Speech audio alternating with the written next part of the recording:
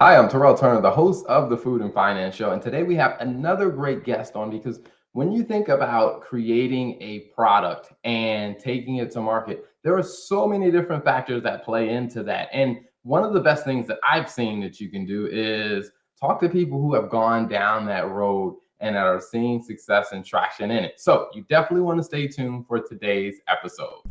Welcome to another great episode of the Food and Finance Show, where we talk about two things we know you love: great food and money. So stay tuned because we got a great show coming your way. So without further ado, let me bring on my amazing guest, Breanna. Welcome to the show. Thank you. Thanks for having me.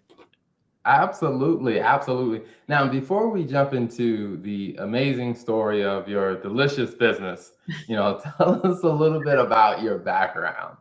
Yeah. So I came from a very different background than food or CPG. So we just kind of rolled with it and learned as we built. I came from a background of technology consulting, particularly artificial intelligence. And also came from a background in sports. My fun fact is I played for the Jamaican women's national volleyball team. Oh, okay, that is impressive. Yes, all very different than food, but lots of applicable skills. With that blend of, you got AI, the national volleyball team, which means it's not like you're an average player. I mean, you played on the national team, so you must be really good at it. Yeah, I would say the discipline from volleyball translates very well to discipline and working like day in and day out of building a company. So it's translated for sure. Awesome. I love it. I love it. Now, I guess because I didn't know that fact before, I got to ask. So playing on the national team, what was that like? What were some of your biggest games or tournaments that you played in? Yeah. So I played 4 years ago, and then I played for 3 years. I think my favorite tournament was going to the Dominican Republic. I'd always wanted to go personally. It was amazing playing in front of a big crowd.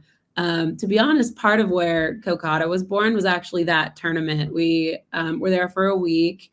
And I really wanted foods that I was like comfortable with. And I'm very comfortable with Jamaican food, obviously, and American food, because I'm American as well. So I brought different snacks with me and stuff. And that's kind of where I started thinking about what kind of snack products can I create and share with other people. So that was one of the kind of initial points that Kokoda was born, was at the national team tournament in Dominican Republic.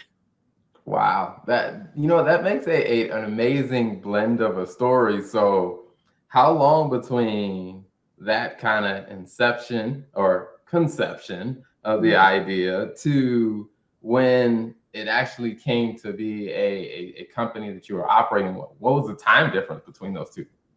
It was a while. So when I came up with Kokoda, back then I was just calling it coconut spread. I was just making it like in my kitchen. I was sharing it with teammates, sharing it with family and friends. That was pretty much it. So to be honest, when I started making coconut spread, I was not thinking business at all, but my friends and family and teammates loved it.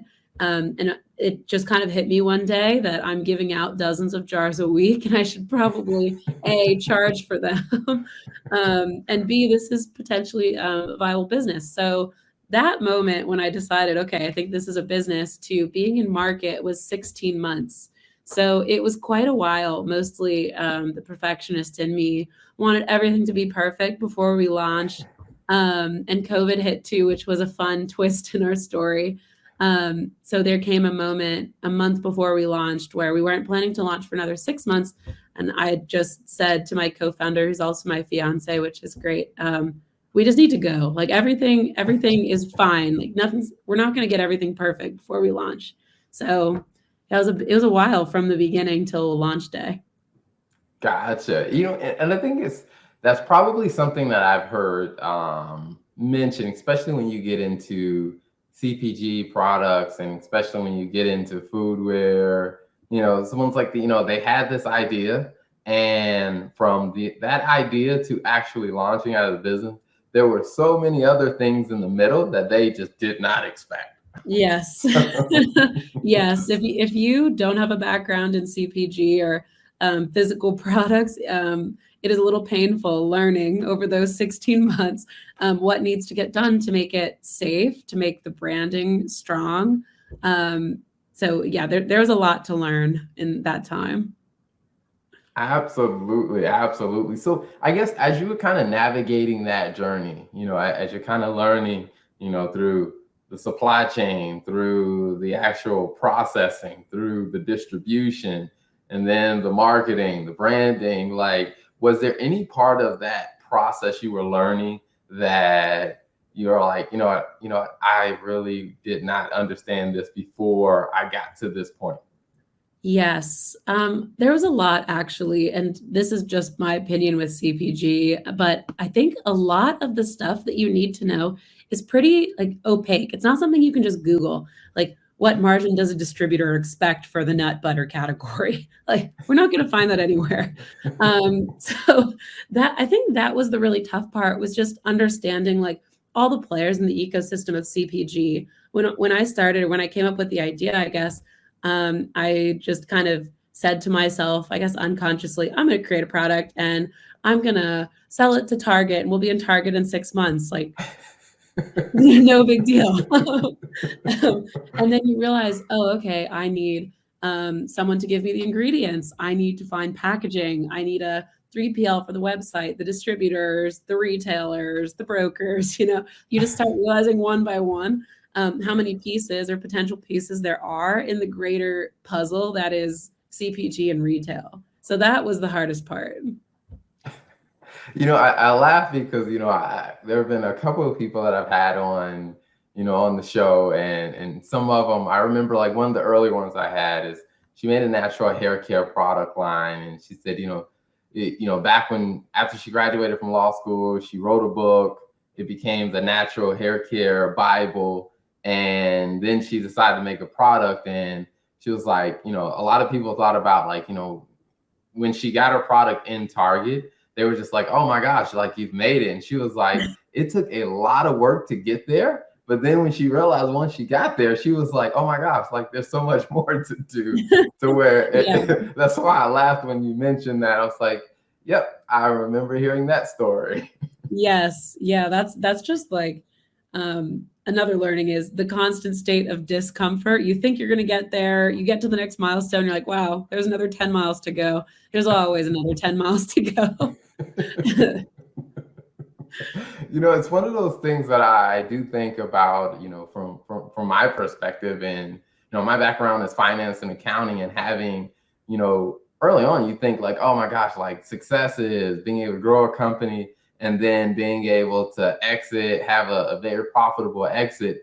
But then when I had talked to people who had done an exit, then they were steadily trying to find like, what am I going to do next? Where it's just like, oh man, there is no finish line here. Yeah. I feel that's just a realization of life, I guess. But entrepreneurship, finance, all a good way to figure that out. Awesome.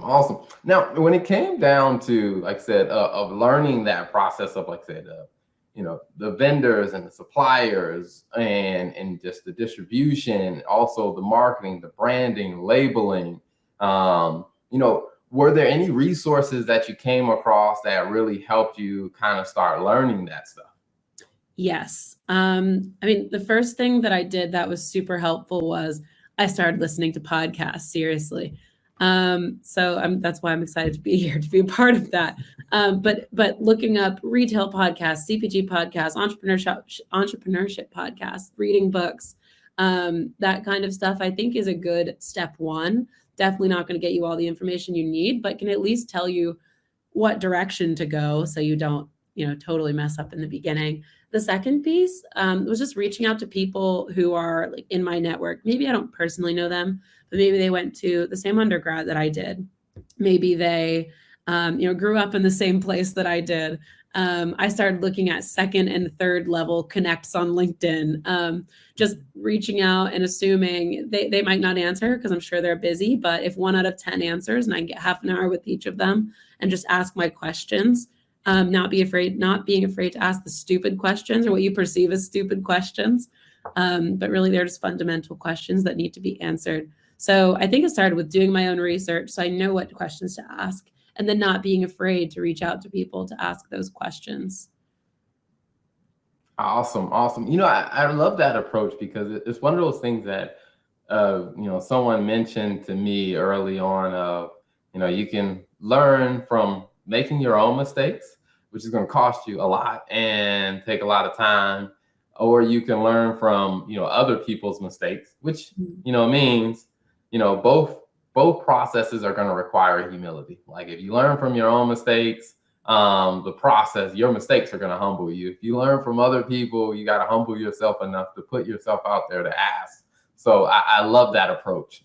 Yeah, it worked well for us. And then I think after launch, you're just going to learn by doing. And if you can still network, then that'll definitely help. But after launch, one of the decisions I'm really happy with that we did was deciding to apply to different accelerator programs, particularly accelerator programs for women-owned or minority-owned businesses. Number one, to meet other founders like me.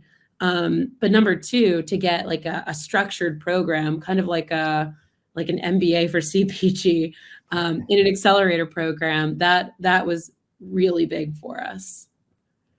That's very interesting that you bring that up, because it's something that I've asked several people as I talk to so many people who have advanced degrees and stuff. And one of the things that they have historically said, and like I said, this is probably, I think I was looking at the numbers, this is like interview in the last 18 months, this is like interview 479.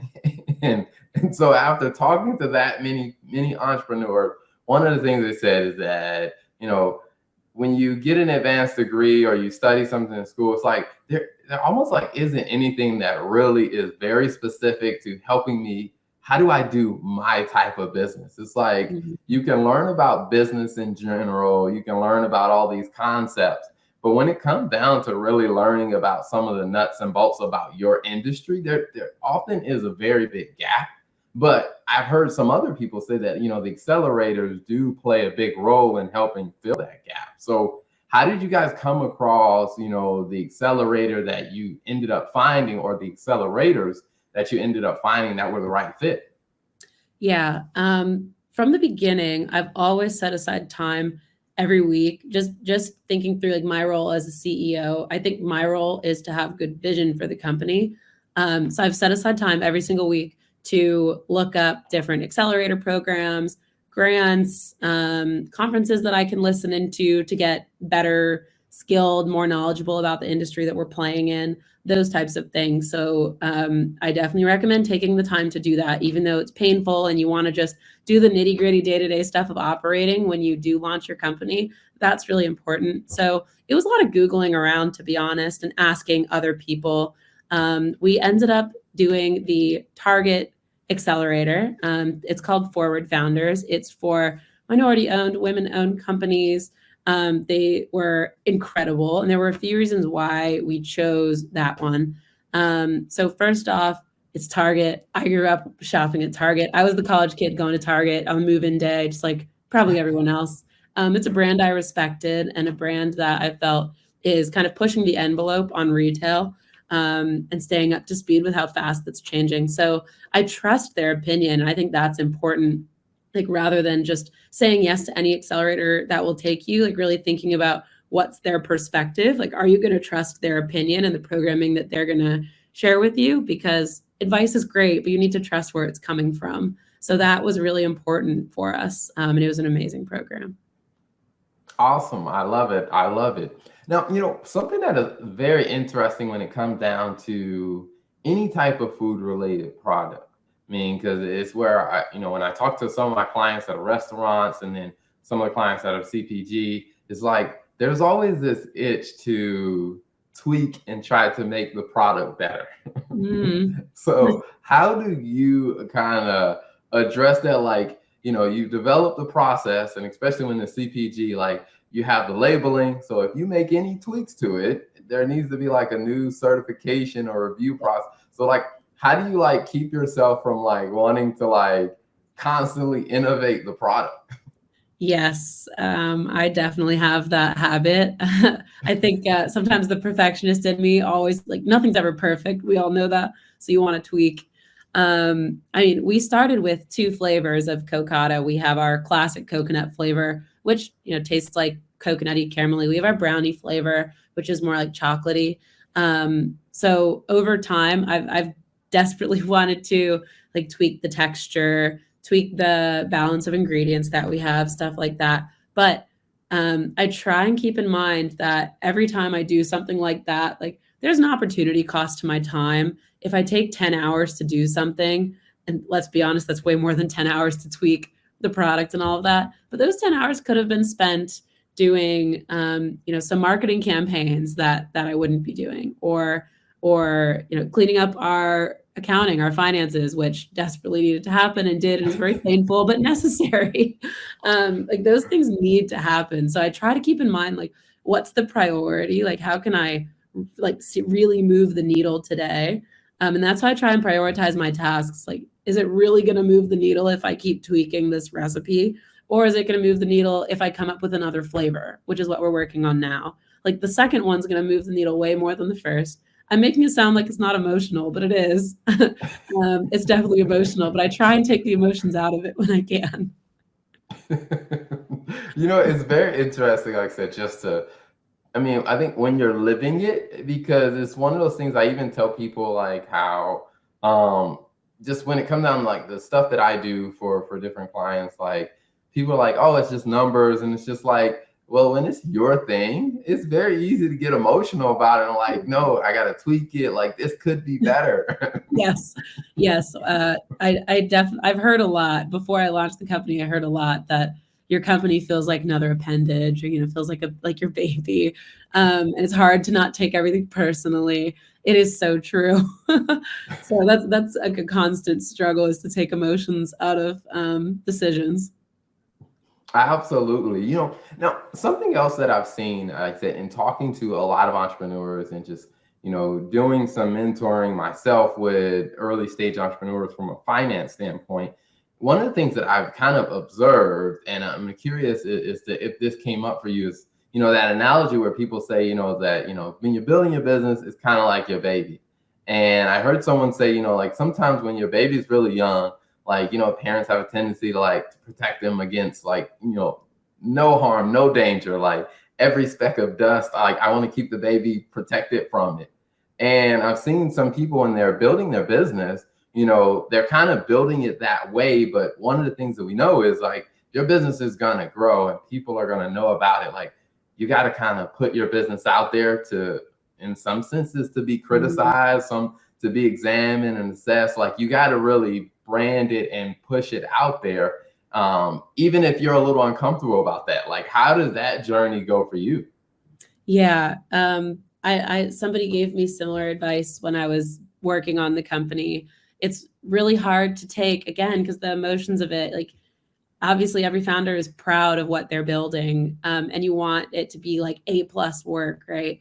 But I think this is where my background in technology consulting, I think, kind of helped out a bit. Was we were taught when we're building a piece of technology to build it in an agile fashion, to build it iteratively. We called something an MVP, or a minimum viable product, which is it's acceptable. Like the branding's not there. Maybe it's in a really ugly glass jar with a Post-it note on it, which ours was. But it's there, and you have something you can put out there, and most people are going to say, yeah, it's minimally viable. But the point is that you can get like the positive feedback, and for a piece of technology, you can slowly start building it out. For Kokoda, for our company, we can slowly start tweaking the recipe because maybe it wasn't chocolatey enough or the texture was off. They think that it should be like tropical colored branding, and slowly but surely you get to a product that you feel is at least B work, or ideally A work. And I do truly feel that we're now at like an A work level. But that concept of like, let's just build an MVP, let's just go to the farmer's market, glass jars, Post-it notes, ask people for advice, which is scary because it's going to be a lot of criticism. So it's kind of hard to put your ego to the side. But if you do, you can get feedback that you're just not going to get if you don't put yourself out there. So that was really helpful. Gotcha. I absolutely love that. I love that. Now that people have heard about this amazing product, where can people find it and where can they keep up with your story? Yeah. So we're on social media, most channels. We're on Instagram, we're very active. TikTok, we're newly active, which is fun. Facebook, LinkedIn. You can also find us on our website. You can order from there. That's Eat Kokoda, EATKOKADA.com. Thank you for pulling that up. We're also expanding into stores across the Southeast and California and New York. So you can look on our website. We have a store locator there, and find us in store as well. Awesome. I love it. I love it. I love it. So before we wrap up, one question that I always like to ask, is when you think about kind of your journey of where you've been and you think about where you are now, and even as you kind of look forward as what the future holds for this business, what's two pieces of wisdom that you would bring other entrepreneurs attention to? And it could be something that you've already said that you want to reiterate, or it could be something new. Yeah. I think the first thing, this comes from the consulting background again, is try and put a plan together for yourself. Try and split out what you need to do by function. What do you need to do this week in marketing? What do you need to do in your supply chain? What do you need to do for the product? Like if you split it out that way, you assign tasks to yourself or to your team that way, you check in on it every week, you can start seeing your own progress, which is going to be huge because there's going to be some weeks where you just feel like you're not improving, you're not growing. You can look back and obviously hindsight's always 2020. You are, but that doesn't mean you don't feel like you're not making progress. So assigning yourself tasks, splitting it out by function with dates to keep yourself accountable to see your growth is just going to help you like stay in the game, because there are definitely some weeks where you're going to get down, you're going to feel like you're not going anywhere. So that's definitely like a logistical tip, number one. I think the second one is be as vulnerable as you possibly can with people that you trust. I found a few mentors who I could see myself in, who are in the industry that we're in or in similar industries, where I can have like heart to hearts with them and say, like I feel like I'm really failing, or maybe I'm not the right person to lead this company, or like the moments where you really are questioning yourself, but also asking them, what are the things that maybe you tripped up on that I can avoid, like what we just talked about. So if you can do that, if you can find mentors and organizations like Target Accelerators for us that you can trust, that's, again, going to help you grow as fast as you can and stay in the game too. Awesome. I love it. I love it. Well, thank you so much for being an amazing guest for the show, and contributing to the library, because I think that there are a ton of other business owners out there that can learn from what you had to share. So thanks for coming on the show. Thank you so much. Thank you for tuning in to another episode. If you like what you heard, don't be selfish. Make sure you hit that subscribe button and then share this with a friend, because you know a business owner that could definitely use this insight. So be sure to hit that subscribe button, share it with a friend, and turn on the notification bell so you get all the updates